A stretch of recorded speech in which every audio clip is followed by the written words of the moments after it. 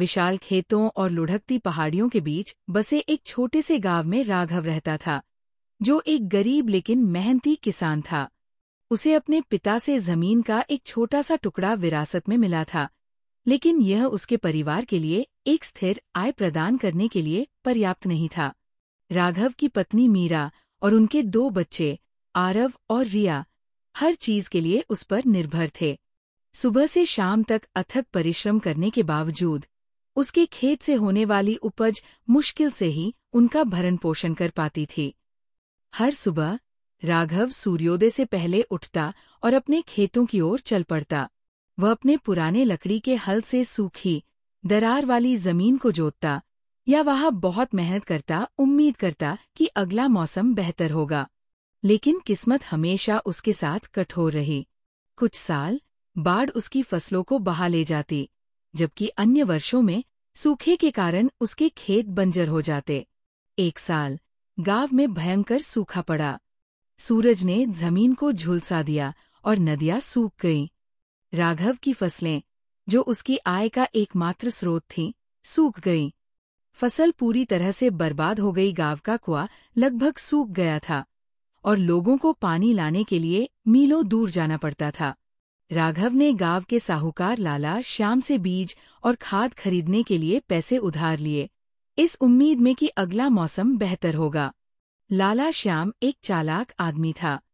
उसने राघव को पैसे तो दिए, लेकिन बहुत ज्यादा ब्याज दर पर। अगर तुम समय पर पैसे नहीं चुका पाए तो तुम्हारी जमीन मेरी हो जाएगी, उसने एक धूर्त मुस्कान के साथ चेतावनी दी।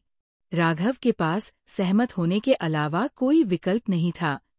उसने बारिश के लिए प्रार्थना करते हुए बीज बोए, लेकिन आसमान साफ रहा और जमीन प्यासी रही। दिन हफ्ते में बदल गए और हफ्ते महीने में, लेकिन बारिश का कोई संकेत नहीं था। राघव और उसके परिवार को भूख का सामना करना पड़ा और कर्ज बढ़ता गया, जिसका कारण उन्हें बहुत सी चीजें का सामना करना पड़ रहा था। एक शाम पास के शहर से एक कृषि अधिकारी गांव में आया। उसने नई खेती की तकनीकें पेश की, जो शुष्क परिस्थितियों में भी उत्पादकता बढ़ाने में मदद कर सकती थी। राघव ने ध्यान से उनकी बात सुनी। उन्होंने ड्रिप सिंचाई, जैविक खाद और आधुनिक जुताई तकनीक के बारे में सीखा। अपनी किस्मत बदलने के लिए दृढ़ संकल्पित राघव ने इन नए तरीकों को लागू करने का फैसला किया। उसने एक दयालु पड़ोसी से कुछ पैसे उधार लिए और जैविक खाद और एक छोटी सिंचाई प्रणाली खरीदी। पारंपरिक तरीकों पर निर्भर रहने के बजाय उसने अपने खेत की रूपरेखा को ध्यान से योजनाबद्ध किया। वह पहले से भी जल्दी उठने लगा और पहले से भी ज्यादा मेहनत करने लगा। जहां दूसरे किसानों ने हार मान ली, वहीं राघव ने काम जारी रखा।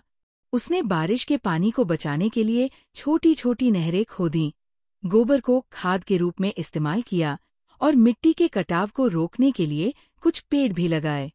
उसकी मेहनत ने जल्द ही रंग दिखाना शुरू कर दिया। जहां दूसरे खेत बंजर रह गए, वहीं राघव के खेत में हरियाली आने लगी। उसकी फसलें हालांकि छोटी थीं, फिर भी बढ़ रही थीं और इससे उसे उम्मीद जगी।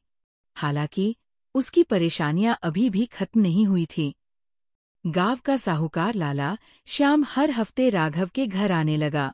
राघव, मेरा पैसा कहाँ है? अगर तुमने जल्दी पैसे नहीं चुकाए तो मैं तुम्हारी जमीन ले लूंगा, उसने धमकी दी। राघव ने और समय मांगा और वादा किया कि उसकी अगली फसल अच्छी होगी। लेकिन लाला श्याम अधीर था। उसने अफवाहें फैलानी शुरू कर दी कि राघव सब कुछ खो देगा। गांव वाले, जो कभी राघव के दृढ़ संकल्प का सम्मान करते थे, उससे दूर होने लगे। उन्हें डर था कि कहीं वे भी कर्ज में न डूब जाए। एक दिन जब राघव अपने खेत से लौट रहा था, तो उसने देखा कि उसकी पत्नी मीरा झोपड़ी के बाहर बैठी रो रही है। उनकी एकमात्र गाय भूख से मर गई थी। ये एक बड़ा झटका था, क्योंकि वे दूध और खाद के लिए गाय पर निर्भर थे। राघव ने अपनी मुट्ठियां भींच लीं। क्या किस्मत हमेशा उसके साथ इतनी क्रूर रहेगी? उसने आसमान की ओर देखा और प्रार्थना की। बस एक मौका, भगवान। बस एक मौका ये साबित करने का कि मेरी मेहनत सार्थक है। फिर मानो स्वर्ग ने आखिरकार उसकी प्रार्थना सुन ली हो। मानसून आ गया। बारिश ने प्यासी जमीन को भिगो दिया। नदियां फिर से भर गई और राघव की फसलें लहलहाने लगीं। गांव वाले ये देखकर हैरान थे कि उनके मुकाबले उसका खेत कितना अच्छा चल रहा था। जल्द ही फसल का मौसम आ गया। राघव की फसलें पहले से कहीं ज्यादा स्वस्थ और भरपूर थीं। उसके खेत सुनहरे गेहूं और हरी भरी सब्जियों से भरे हुए थे। उसने अपनी उपज को पास के बाजार में अच्छे दामों पर बेचा। सालों में पहली बार राघव ने लाला श्याम का कर्ज चुकाने के लिए पर्याप्त पैसे कमाए। उसने न केवल अपनी जमीन बचाई, बल्कि एक नई गाय भी खरीदी। उसका परिवार, जो इतने लंबे समय से कष्ट झेल रहा था, आखिरकार खाने के लिए पर्याप्त था। उसकी सफलता को देखकर जो गांव वाले कभी उसे नजरअंदाज करते थे, वे सलाह के लिए उसके पास आने लगे। राघव ने किसी भी तरह की शिकायत रखने के बजाय खुशी खुशी अपना ज्ञान बांटा। उसने उन्हें आधुनिक खेती की तकनीकें, जल संरक्षण के तरीके और जैविक खेती के फायदे बताए। धीरे धीरे पूरा गांव उसके तरीके अपनाने लगा। कभी संघर्षरत किसानों को अपनी फसलों में सुधार दिखने लगा। बंजर जमीनें हरे भरे खेतों में बदल गई और कभी भूख से पीड़ित गांव में खुशहाली आने लगी। साल बीतते गए और राघव का खेत इस क्षेत्र में सबसे सफल खेतों में से एक बन गया।